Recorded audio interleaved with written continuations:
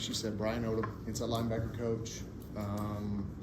Thrilled to be here and be a part of USC, and very excited for the future and what it will hold for us all.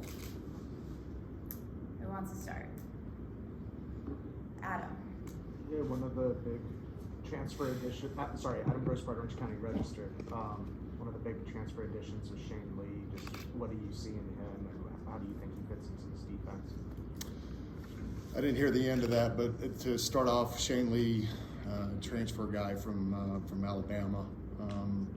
In initial talks with him, the thing that stuck out was leadership ability, intangibles, experience, being in that program for 3 years. I mean, the way he talked and the way he carried himself in the recruiting process was pretty unique, and it's something that I think he's going to bring a ton of value, not only to the linebacker room, but to our whole defense and team in general. But like I said, he's got great experience. Started for them as a freshman. Had some injuries throughout the rest of his career, but he needed a change, and we're happy to be able to provide that for him. But excited about his intensity, like the way he carries himself. Comes from a good family. He's very, very focus driven dude. So excited about Shane. If you want, you guys too, if you want to take your mask off and ask a question, that's fine. We're all far away. Hey Brian, Ryan Young, TrojanSports.com. What was your overall assessment of the group you're inheriting once you got a chance to kind of look at the film and break it down? Yeah, I think it's ongoing, and when you come in somewhere new, you want to try to have everybody have a clean slate, and the mistakes possibly that were made in the past, or they're in the past, and my biggest message to those guys that are still here is your actions are a lot bigger than your words, and what you do is going to be very indicative of how the future goes. So, but individual assessments of each individual guy, they're fluid and they'll continue to be evaluated as we move forward. But we've got definitely potential in that room, but obviously there's got to be a lot of improvement made as well. Sean. Coach, congratulations. Sean Cody with the radio broadcast team. Coach, when I think about linebacker play, it's usually mentality. What's the kind of mentality you're looking for in the guys from your room? Well, that's a great point when you bring that up. You want the linebackers to have the mentality of the person they deal with on, quite often on a day-to-day basis. Hopefully they can take my mentality, and I want them to be tough, hard-nosed guys that we talk about. We had a meeting yesterday about the psychological profile of a wannabe compared to a psychological profile of a champion.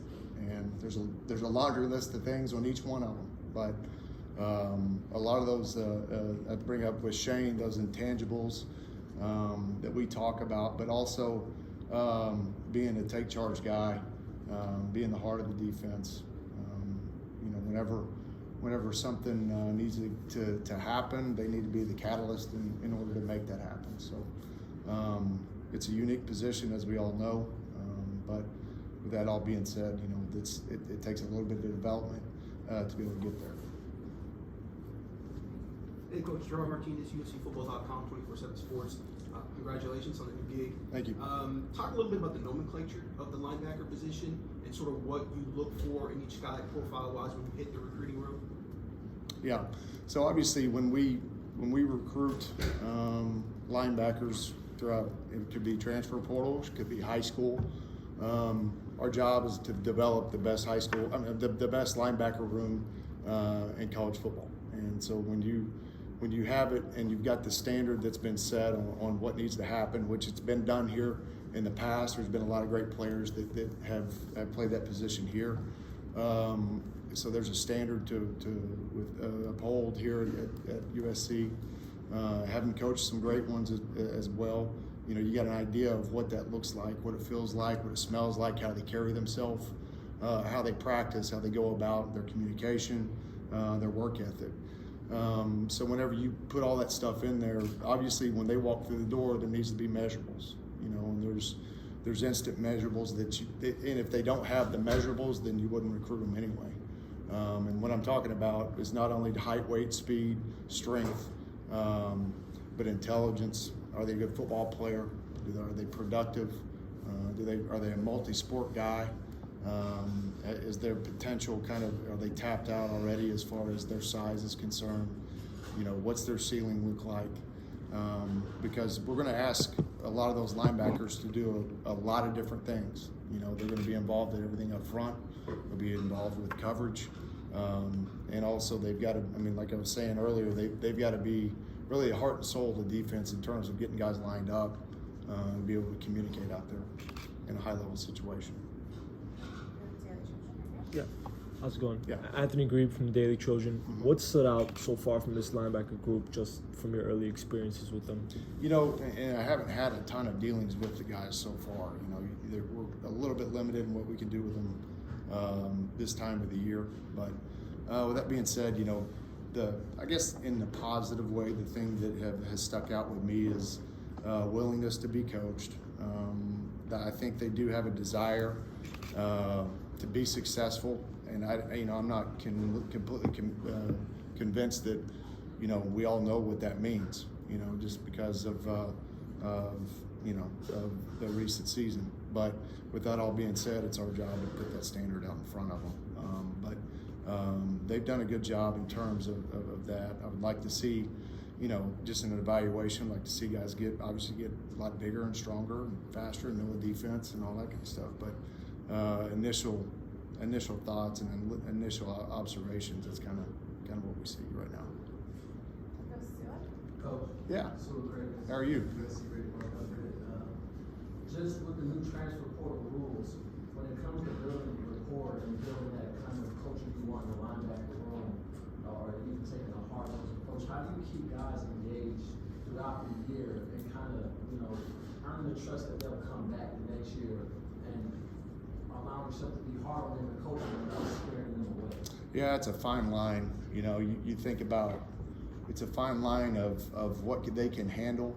I think it all stems from building trust early on in the relationship with the player.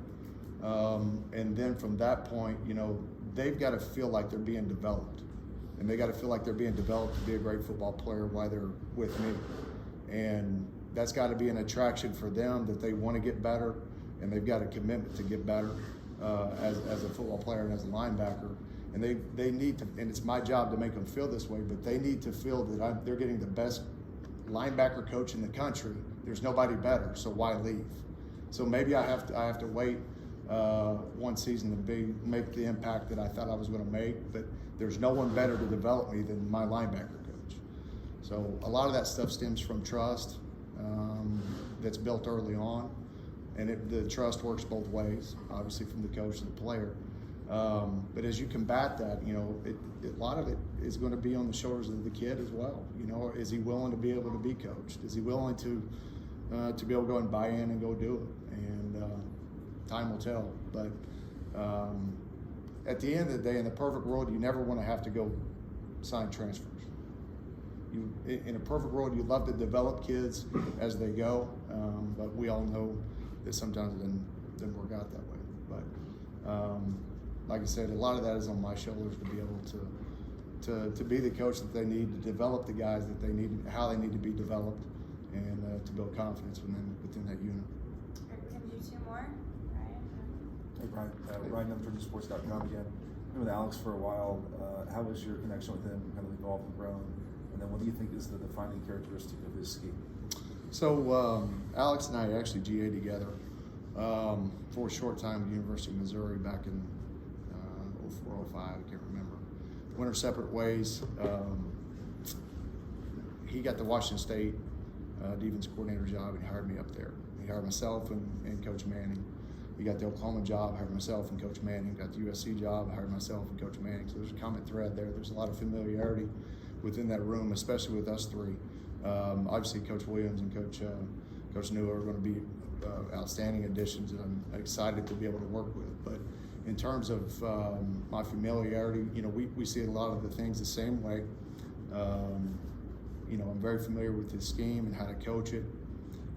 And being able to sit there and talk about one word, it's hard to put into words, but fast and physical, fast and physical. Keely, your last one. Hi, Coach. Keely Hi. York, USC Yeah. How do you feel about your depth at inside linebacker, and do you anticipate going back into the portal going forward? So, I'm sorry, say it one more time. How do you feel about your depth at inside Mm-hmm. linebacker, and do you anticipate going into the portal more going forward? Oh, I don't think that we would ever cross off the list and say we won't go back into the portal. Time will tell what will happen. And then as we look at the depth, you know, as we move forward, we'll know a lot more in spring ball, you know, as in terms of what our depth actually is and what can be, and who can make an impact and who needs more time. But with that being said, you know, time will tell on really on kind of both of those. Perfect. Thank you so much, All right, Coach. thank you guys.